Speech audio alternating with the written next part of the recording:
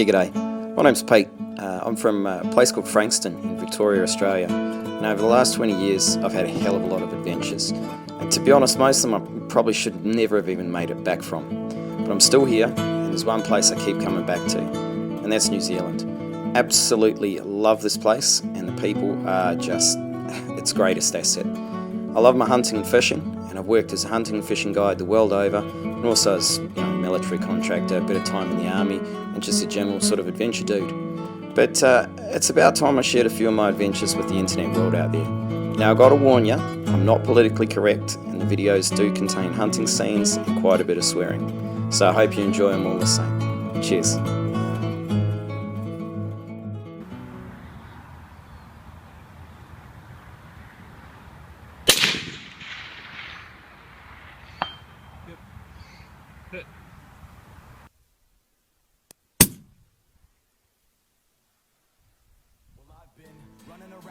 There we go. Now, I love my long range shooting, but as I drove north, I had a bit to think about. I was determined to take an animal into close country, and it's bloody dangerous, to be honest. I consider Sika to be New Zealand's most dangerous animal to hunt. Just the sheer number of people that are in the bush there, all through the Kaimanawas, all around Taupo there, it makes it very dangerous. You have to treat every single movement as human. Every sound you hear, and Sika are very vocal, always whistling and calling to each other. Treat it as a person. Don't treat it as, oh, there's a deer and go charging in. People see what they want to see in the bush sometimes, and what I wanted to see was a deer, of course, but not at the risk of another hunter or another human being. So no meat is always better than no mate, and I had a few frustrating days.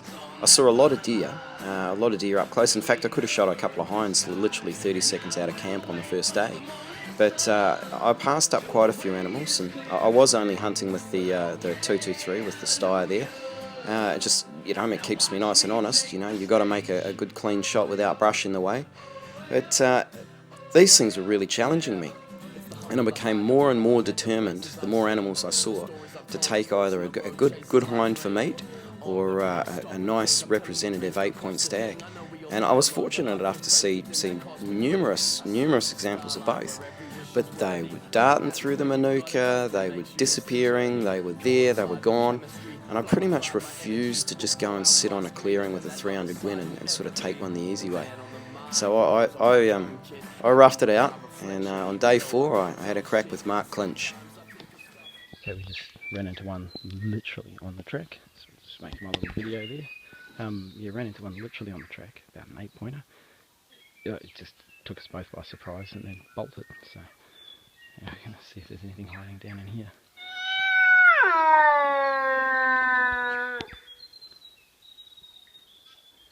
Clearly there's some birds.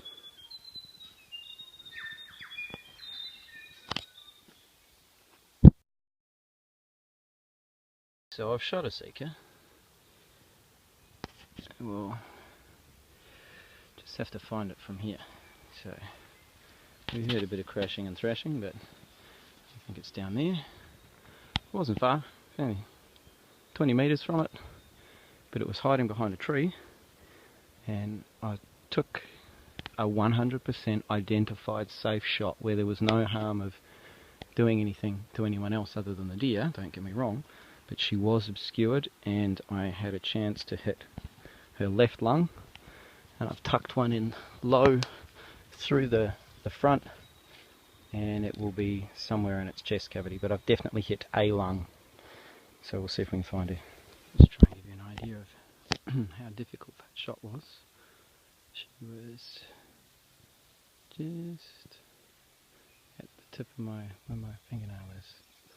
So you can see she's through a lot of this shit, and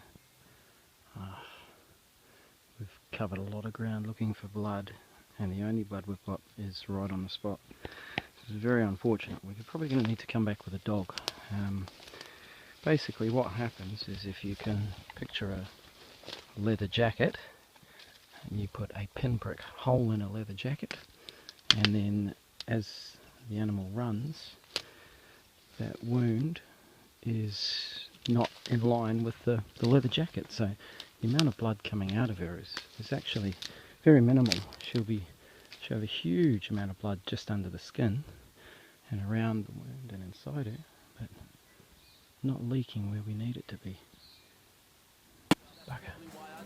So I knew the shot was good. I knew the animal was dead. So I gave old Mike Felton a call, and he popped up with his dog, and we went back in that night. How much effort we're putting into recovery.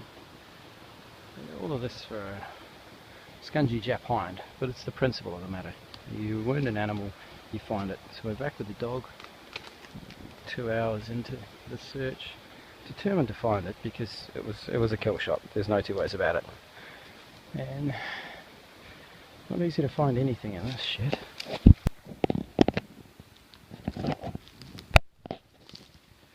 She's gone a fair way down the hill.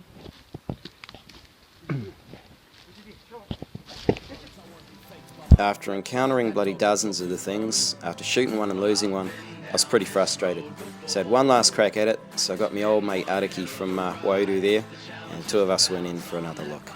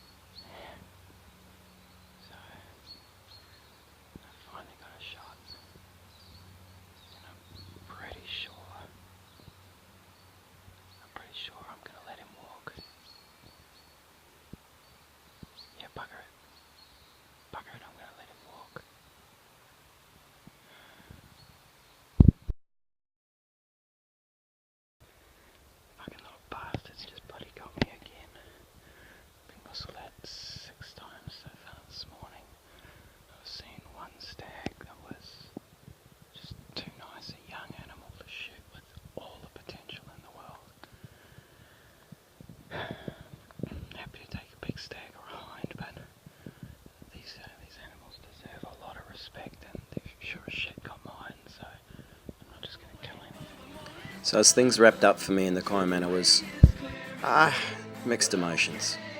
But my phone rang. The guy I met up Kiko ways, he told him, where I got onto the Sika the day before. He went down the hill and stepped over a log and literally stepped on my deer. Good bugger even couriered me the back stakes. He didn't have his phone with him though, so he didn't take the photo for me. But it was a tough hunt, and I enjoyed every minute of it. Take care out there, guys.